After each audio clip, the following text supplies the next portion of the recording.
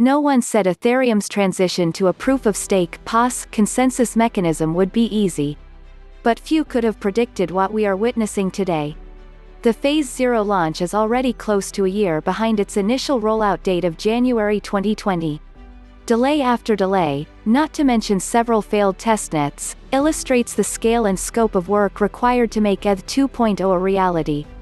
Last week, the community finally got the news they were waiting for, a confirmed rollout date of December 1st. However, before Phase 0 can launch on that date, the mainnet staking address must have at least 524,288 Ether deposited by November 24th. So far, participation has been poor, leading many to wonder if Ethereum 2.0 is dead before it started. Analysis of the mainnet deposit contract address shows a total number of 53,025 Ether staked at present, or just over 10% of the required threshold amount. With just under 2 weeks to go before the November 24th deadline, the likelihood of a rollout on December 1st looks bleak. Part of the reason why is because Ethereum staked at this early stage is locked up until Phase 1.5 launches. Although there's no firm date of when that will be, some estimate it's at least 2 years away. With that in mind, some would say the developers overestimated people's willingness to lock approximately $15,000 away for 2 years, maybe longer. But that's not all.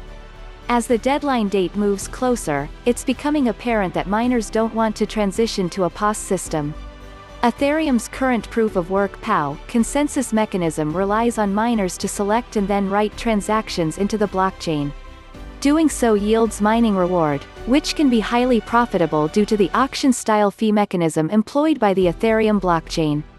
This year's peak, the week to August 31st, saw mining rewards of 38,437 ETH, or approximately $18.3 million at the time.